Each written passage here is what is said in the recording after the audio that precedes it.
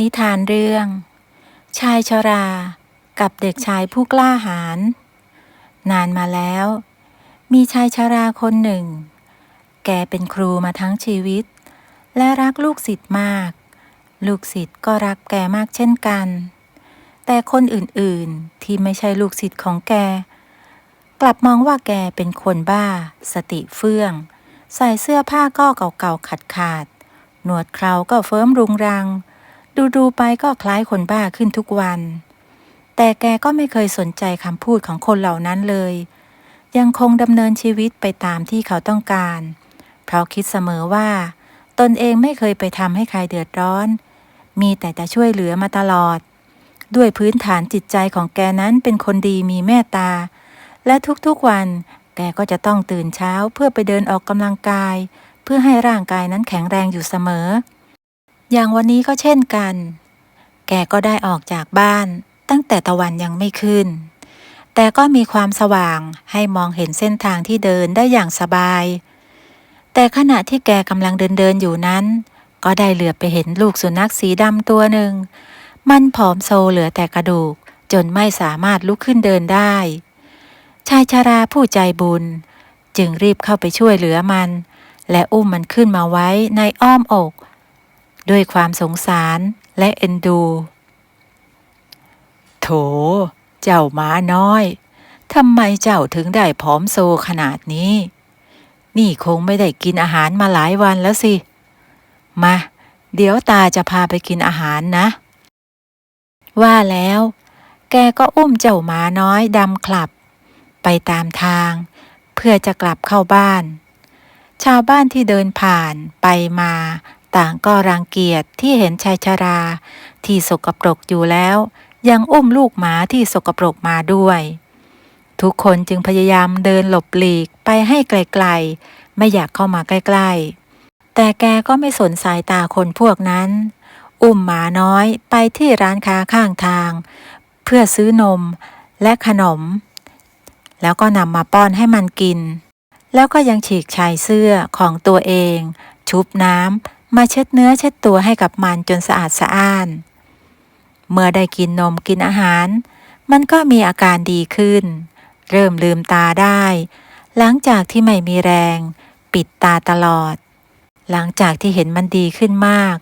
เขาก็อุ้มมันเดินต่อไปตามทางเพื่อที่จะพามันกลับบ้านและคิดว่าคงต้องเอาสุนัขตัวน้อยตัวนี้ไปเลี้ยงไว้ที่บ้านด้วย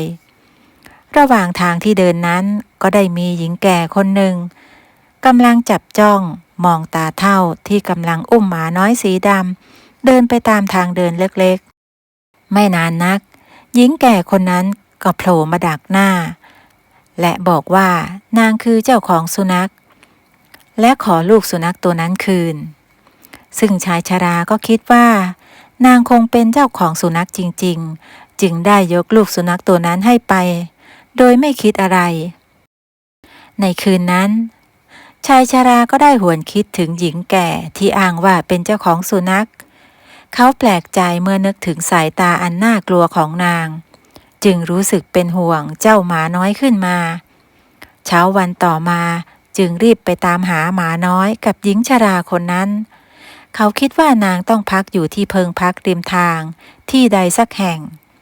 แต่เมื่อเดินไปตามหาตามเพิงพักข้างทางก็ไม่เจอแม้แต่เงา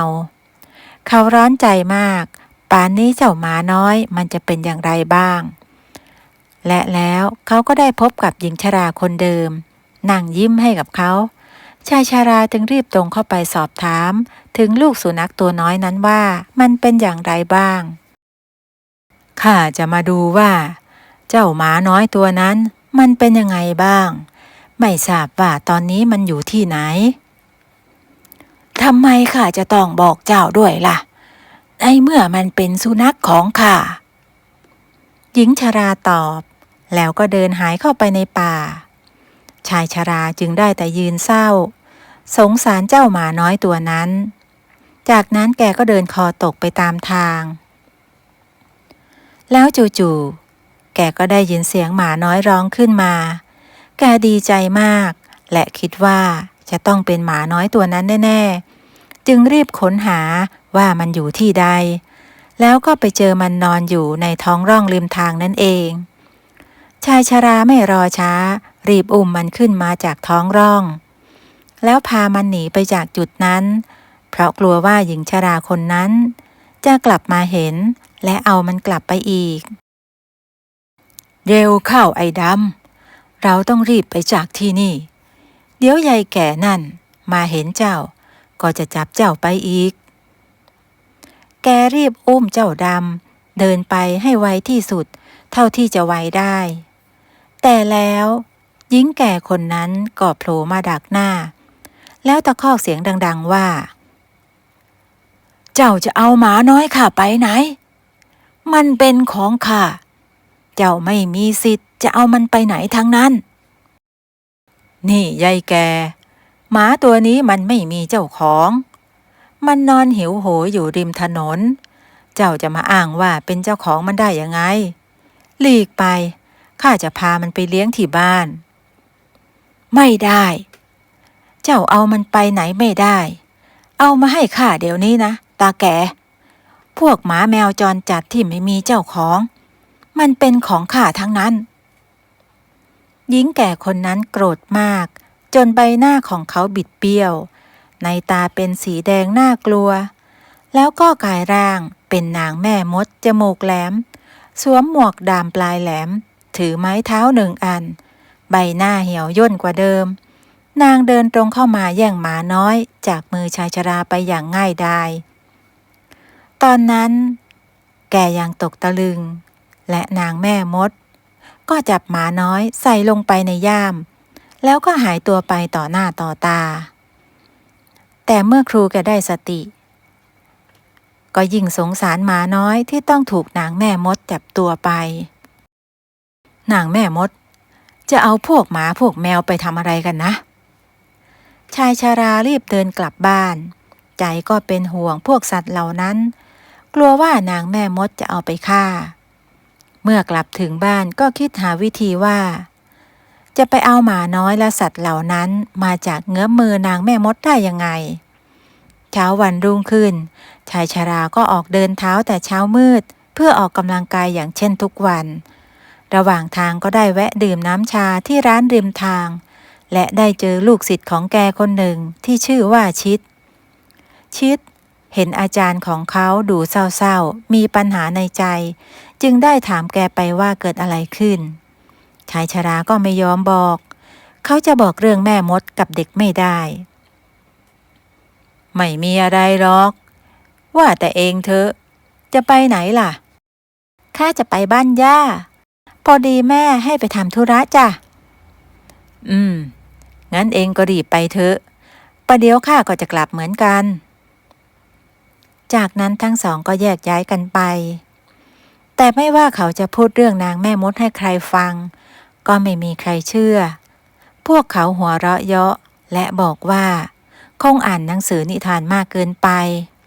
แม่มดมีแต่ในหนังสือนิทานเท่านั้นคนเขียนก็เขียนขึ้นมาเพื่อหลอกเด็กเพื่อนบ้านบอกกับแกแล้วก็พากันหัวเราะชายชราจึงได้เดินกลับบ้านอย่างเงียบๆส่วนชิดเด็กชายที่เป็นลูกศิษย์ของครูแก่คนนี้ก็ยังสงสัยในตัวอาจารย์ของเขาเมื่อเสร็จธุระจากบ้านย่าเขาก็รีบกลับบ้านและเย็นวันนั้นเขาก็รีบเข้านอนแต่หัวค่ำบอกกับพ่อแม่ว่าอยากตื่นเช้าเพื่อไปเดินออกกำลังกายกับอาจารย์และในตอนเช้ามืดเขาก็รีบตื่นอาบน้ำเปลี่ยนเสื้อผ้าในชุดที่ธรรมัดทะแมงพร้อมลุยจากนั้นก็แอบย่องไปที่หน้าบ้านของอาจารย์ชราเพื่อดูว่าอาจารย์นั้นจะไปทำอะไรที่ใดดูเหมือนว่าอาจารย์ของเขาจะมีความลับกับเขาเด็กน้อยแอบดูอยู่สักพักชายชราซึ่งเป็นอาจารย์ของเขาก็เดินออกจากบ้านพร้อมไม้เท้าหนึ่งอันและเดินไปตามทางเดินเล็กๆที่ชาวบ้านใช้สัญจรไปมาชิดแอบสะกดรอยตามอาจารย์ไปเรื่อยๆโดยที่ชายชราไม่รู้ตัวว่าลูกศิษย์ตัวน้อยแอบตามเขาไปเมื่อไปถึงกลางป่าใหญ่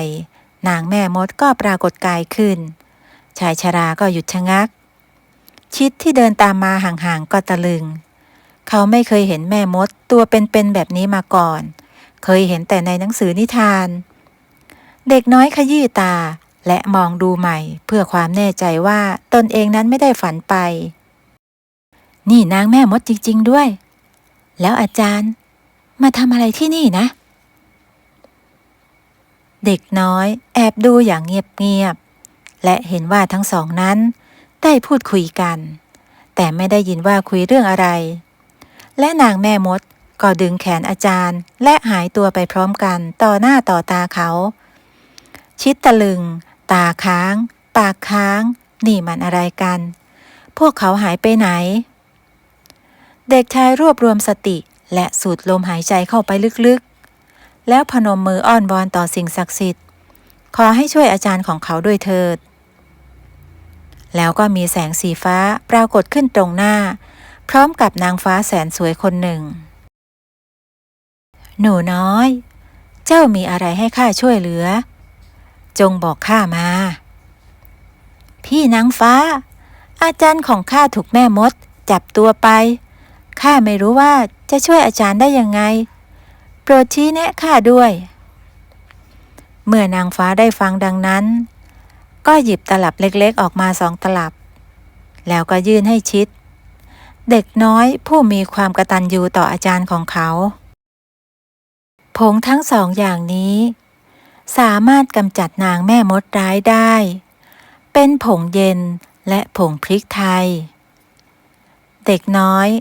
ก็รับเอาไว้ทั้งที่ไม่รู้ว่ามันใช้ยังไงนางฟ้าบอกเพียงว่าผงเย็นจะทำให้แม่มดแสบตาจนตาบอดส่วนผงพริกไทย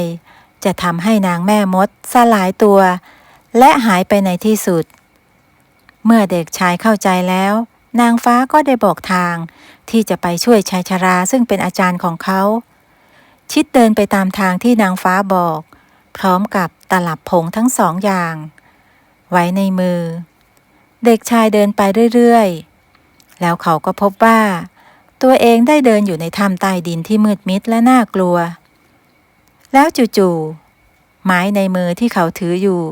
ก็กลายเป็นโคมไฟคล้ายกับคบเพลิงเพื่อให้แสงสว่าง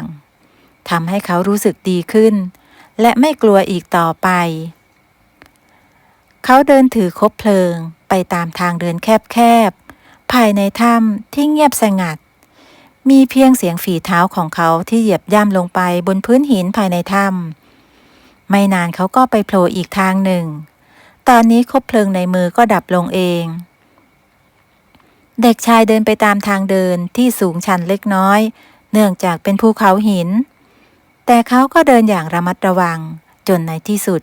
ก็เดินมาถึงถ้ำแห่งหนึ่งเขารู้สึกได้ทันทีว่าที่นี่คือที่ที่เขาต้องการมาหาอาจารย์และรู้ว่าอาจารย์ต้องอยู่ที่นี่แน่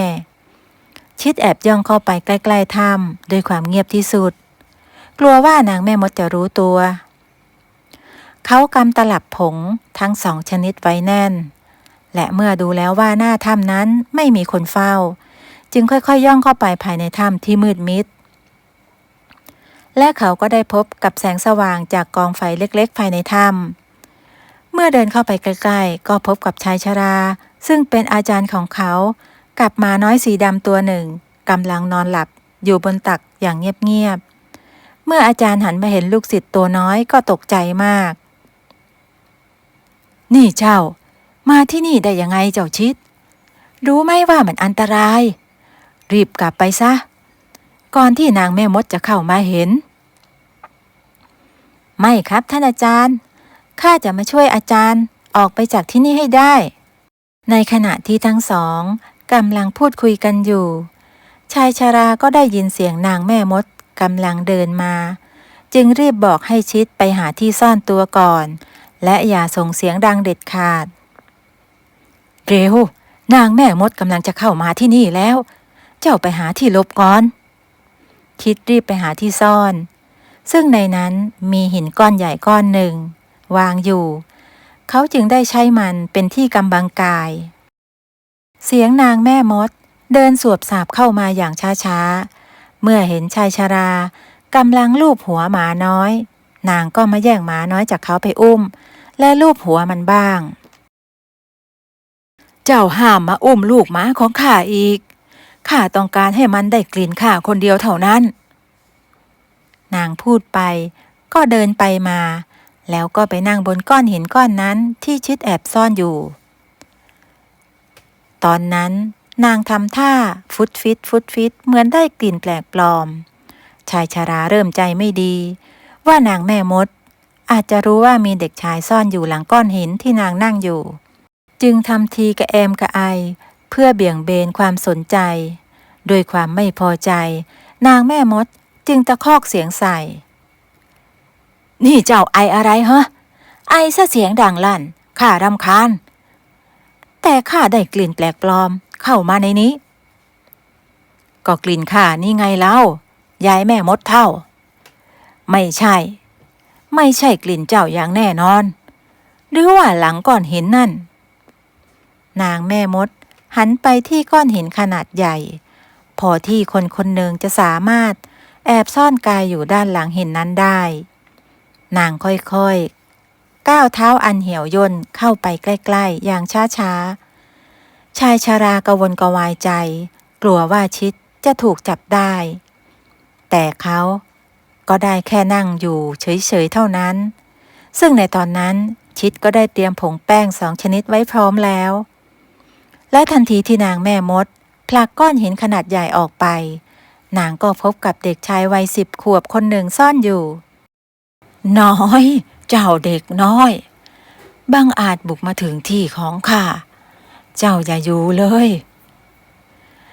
นางแม่มดเงื้อไม้เท้ากายสิทธิ์เพื่อหวังจะทำร้ายเด็กชายตรงหน้าแต่ช้าไปเสียแล้วเพราะชิด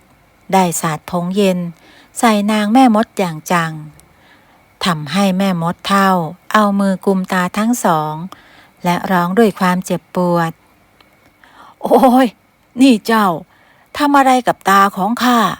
เจ้าต้องตายนางพยายามคลำทางเหมือนคนตาบอด